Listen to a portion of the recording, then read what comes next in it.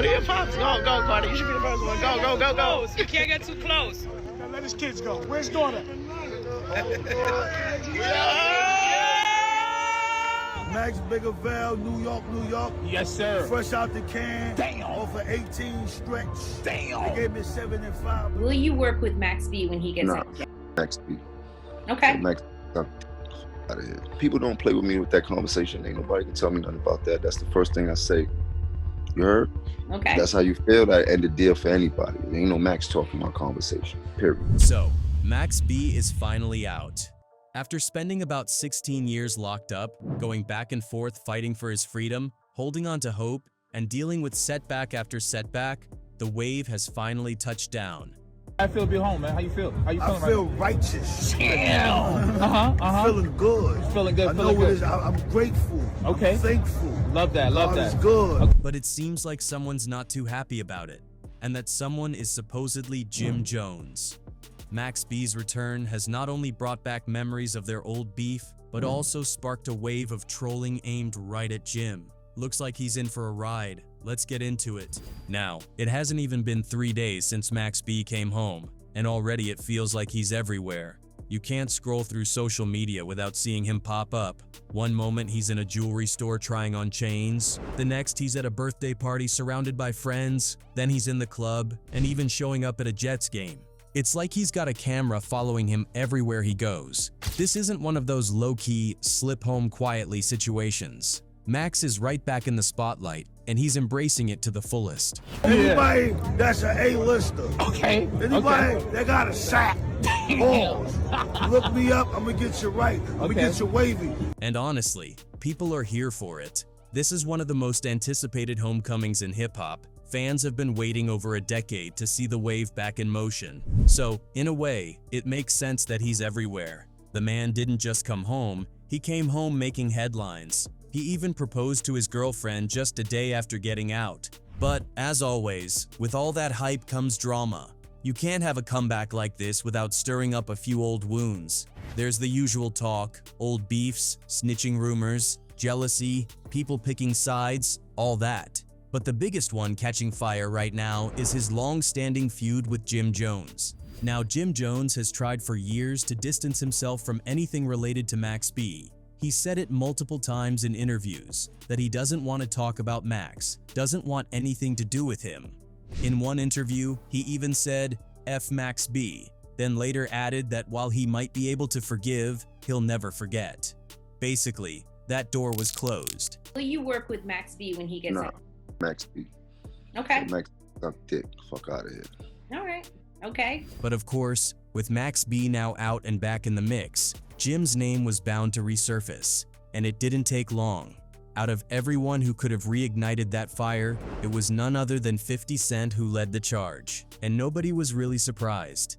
50 and Jim have their own ongoing beef, so the moment Max touched down, it was the perfect setup for 50 to start trolling. 50 jumped on Instagram and did what he does best, stirred the pot. He posted a meme from the movie Belly showing the character Rico eating a banana, with text labeling him as Jim Jones, basically implying that Jimmy was snitching. Then he captioned it in classic 50 fashion, writing something along the lines of, "Homies said Max home, it's packed in harbor. Jimmy about to drop a dime on these dudes. LOL. He even added a clip of Max B on FaceTime with DJ Who Kid. And of course, it wasn't just 50. Other bloggers, hip-hop pages, and fans started chiming in too, adding fuel to the fire. For those who might not know, the beef between Jim Jones and Max B wasn't some small-time rap spat. It was deep, personal, and messy. Back in the mid-2000s, Jim and Max were practically brothers, recording together, hanging out, moving around Harlem side by side. But before all that fame and controversy, Max had already lived a wild life. He'd just gotten out of prison in 2005 after doing 8 years on robbery charges. And when he came home, the world was introduced to Max Biggerville, a name he created by blending 3 rap legends: Biggie Smalls, Machiavelli, Tupac, and Jigga, Jay-Z. When Max touched down, Harlem was on fire. The Diplomats were the kings of the city. Cameron, Joel Santana, and Jim Jones had the streets in a chokehold, dropping anthems that defined an entire era. Through Cameron, Max met Jim, and the chemistry was instant.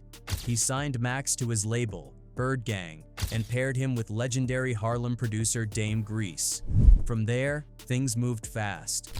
In 2006, Max dropped his first mixtape, $1 Million Baby, and it took over the streets. His raspy, melodic delivery, his offbeat confidence, and that signature wavy style made him sound like no one else.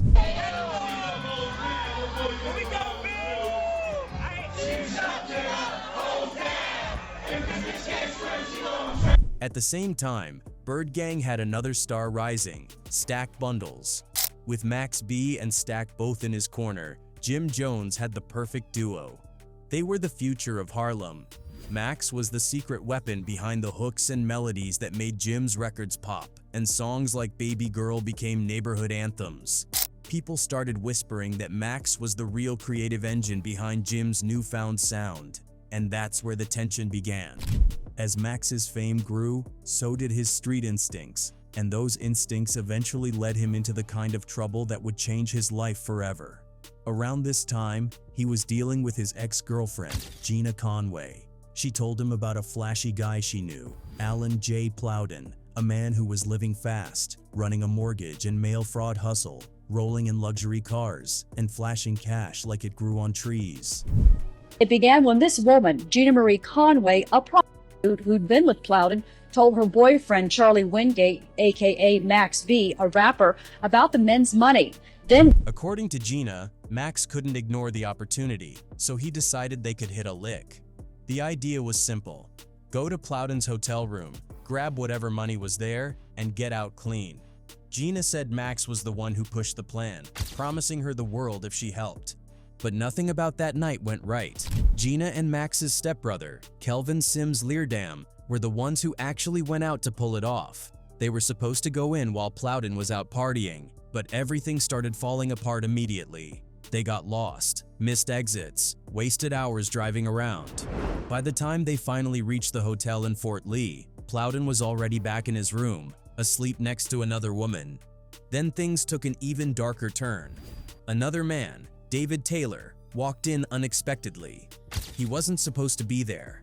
Sims panicked, pulled a gun, and shot Taylor in the face, execution style. Just like that, a simple robbery became a murder case. it all began the morning of September 22nd at the Fort Lee Holiday Inn. Police are called there after a man is shot to death. The victim, David Taylor from Florida, was staying in room 227. From there, everything unraveled fast. Gina was the first to get caught, and when the pressure hit, she cracked. She gave the police a 169-page statement, telling them everything she knew and pointing the finger straight at Max. According to her, he was the mastermind, the one who planned it all and convinced her to go along with it. She said he promised her the world, and when things went left, she gave up everything to save herself. Once the feds had her statement, they came for Max hard. He was arrested and charged with serious crimes, including felony murder, even though he wasn't physically at the scene. The bail was set sky high at $2 million, and suddenly, the rising star of Harlem's wave movement found himself facing life behind bars. While Max B sat in that cold jail cell, time stood still for him, but the world kept moving. And outside those prison walls, Jim Jones, the very man who once called Max his brother, was suddenly everywhere. Jim had just dropped We Fly High, better known as Ballin', and the record exploded. Overnight, it became a global anthem. It was Jim's biggest hit ever, the song that officially made him a solo star. But behind those prison walls, Max was hearing a different story. He claimed that he was the one who wrote We Fly High.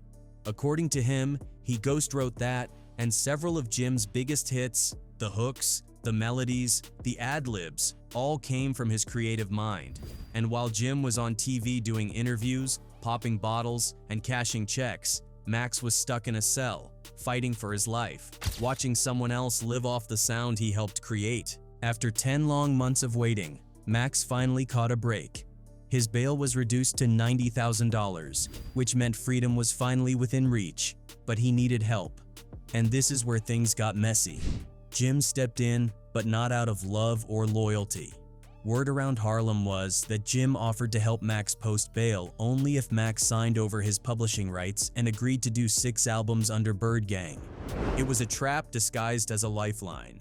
Desperate and locked away, Max didn't have much of a choice. He signed the papers. In return, Jim got full control of Max's publishing. Max got his temporary freedom, but his future was now owned by the man he once trusted the most. When Max B walked out of jail in July 2007, he wasn't the same person. Prison had hardened him. The smile was still there, but behind it was a colder, sharper man carrying heavy resentment. He was broke, betrayed, and bound by a deal that gave away everything he'd worked for. But as his fame grew outside, Max realized something. If Jim wasn't going to give him what he deserved, then he was done playing quiet. He was ready for war. He got all his songs already. How you think he got so hot? Came out with all them tapes. I did that. I put them hooks together. I made the credit. I made the hooks. I made the melodies. Yeah. I made the shit, dog. I'm the man. And when Max declared war, he meant it. He wasn't just fighting for credit. He was fighting for respect, for ownership, for his identity. He walked away from Bird Gang and started plotting. If Jim was going to profit off his name, Max was going to make sure everyone knew the truth. Nothing was off limits. That's when French Montana entered the picture. At the time, French wasn't the hit-making rapper we know today. He was a street figure, known for his Cane City DVD series, a raw, unfiltered look into Bronx street life. French already had his own tension with Jim, stemming from a shooting incident that led to some bad blood and rumors. So when Max and French linked up, it wasn't just about music, it was about revenge. Together, they formed Coke Wave. Coke Wave became more than just a crew. They were the underdogs taking shots at the industry from the underground. And they were fearless. Max knew he didn't have the industry behind him, but what he did have was the people. So he started feeding the streets with mixtape after mixtape, dropping songs for free, making sure everyone heard what the labels tried to silence. But he didn't stop at just music. Max turned his beef with Jim Jones into full-blown entertainment. Every interview, every track, every appearance, he was throwing shots. The first big one came with his mixtape Public Domain 3. The cover said everything. Max standing in a graveyard, posing beside tombstones labeled Millie Jim Jones and Vanilli Jules Santana, calling them out as fake, like the lip-syncing duo Milli Vanilli. Then came the lyrics. Max rapped, "I know them dudes need me. I was giving them the loot, but them dudes done blew it." He was letting the world know he built that sound, and without him, they were lost. The record made waves, literally. People in Harlem started taking sides. Jim had the fame, but Max had the streets. But Max wasn't finished. He went deeper. He started targeting reputations. One of the wildest moments in the entire feud came when Max dropped the track She Touched It in Miami. It wasn't just a diss, it was pure disrespect. On the song, Max claimed that Jim's longtime girlfriend, Chrissy Lampkin, had been intimate with him. He rapped, "She sucked it in Miami while Bigavelli hit it from the back in her fanny." Max even laughed it off, even calling Jim emotional and saying he couldn't handle the truth. Jim Jones, on the other hand, was completely caught off guard. He didn't see any of it coming. When Max started taking public shots at him, Jim tried to play it cool, brushing off the claims and downplaying Max's importance. He went on interviews saying Max was just a bitter, washed-up rapper who never took off, just another guy who couldn't handle the industry. He even denied that Max had anything to do with We Fly High, insisting he wrote his own biggest hit. But the streets weren't buying that. People had already heard the old reference tracks floating around, and Max's voice was all over them. Slowly, the conversation shifted, and fans started questioning how much of Jim's success, even in Dipset, came from his own talent versus the people around him. Meanwhile, Max wasn't backing down. He moved like someone who wanted smoke with everybody. He started talking openly about how the beef wasn't just musical, it was real. He claimed there was an incident where Jim Jones tried to ambush him in a parking lot, blocking his car with a Bentley.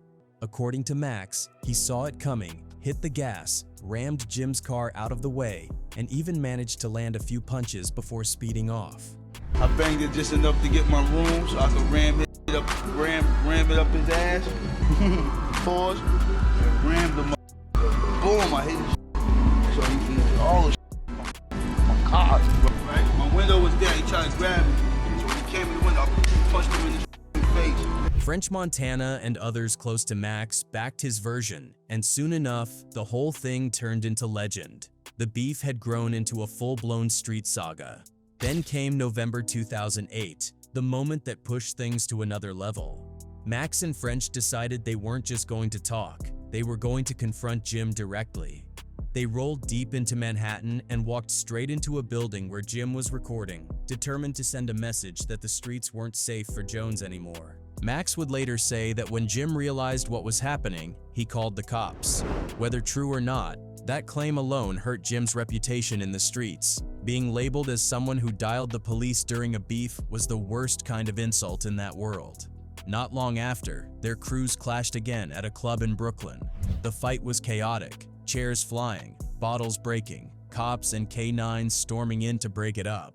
By the time the dust settled, Max had done more than just beef with Jim Jones. He had flipped the narrative completely. He turned Jim into a punchline, someone people laughed at. Max became a cult hero, a street legend who didn't need a label or corporate machine to validate him. But as the music kept coming, the law finally caught up. His case from the botched robbery years earlier had been working its way through the courts, and when the verdict hit, it was devastating. Max was sentenced to 75 years in prison. The hip-hop world was stunned. Fans couldn't believe it. It felt like the wave had been wiped out before it even reached the shore. And while people mourned, Jim Jones seemed to be celebrating quietly. From his perspective, it looked like he had just made the ultimate business move. Max was behind bars, his voice was silenced, and Jim still owned the publishing rights to his music. He thought he'd finally won. But in May 2010, things flipped again. A judge ruled that Jim Jones no longer had any control over Max B's music career. The court found that Max had fulfilled the terms of both his contracts from 2005 and 2007, effectively freeing him from Jim's grip. Then came the real miracle. A few years later, Max's sentence, which was originally 75 years, got reduced to 20, then later to 12. Slowly but surely, he started to see daylight again. And now, after all those years, the man who once created a whole sound from a jail cell is finally home. Where I be at? They ain't know we was out this early. But even with his release, the internet couldn't resist stirring up more controversy. As soon as word spread that Max was close to getting out, a familiar noise followed: snitching allegations. These kinds of rumors always seem to pop up anytime a rapper beats a heavy sentence, and Max's situation was no different. This time, the person leading the charge was none other than Wack 100. Haven't you been implying that Max cooperated? No, we got that paperwork. According to Wack, he claimed to have paperwork showing that Max cooperated with law enforcement while behind bars. In an interview with Vlad TV, he said he had documents proving Max met with authorities and gave them information that helped reduce his original 80-year sentence. Wack claimed Max provided details about a woman connected to the case, even telling investigators where she worked, and that this information played a role in his sentence reduction. He denied it. Well, we got the paperwork where he voluntarily met with law enforcement, and then he led them to the location of the female, told them which strip club she worked at. Now, the conversation came up on how he went from 80 to 20 years. He also claimed to have spoken with people close to Max who confirmed the story and said there was even video evidence that could be damaging if it ever surfaced. The problem, though, is that nobody outside of Wack 100 has ever seen this so-called paperwork, and even he admitted that he doesn't personally know Max B, nor has he ever had any real dealings with him. So a lot of people saw it for what it was, just another attempt to get attention off someone else's name. Fans quickly came to Max's defense, calling Wack's claims clout-chasing nonsense. To most people, it didn't matter. They were just happy to see Max free, smiling, and living life again. Now that Max B is finally home, the big question everyone's asking is whether he'll jump back into music, and if the new generation will embrace him the way the old one did. The game has changed a lot since he first touched down, but the streets never forget their legends. For now, Max seems to be enjoying his freedom, soaking up the love, reconnecting with friends, and feeling the energy that was waiting for him all these years.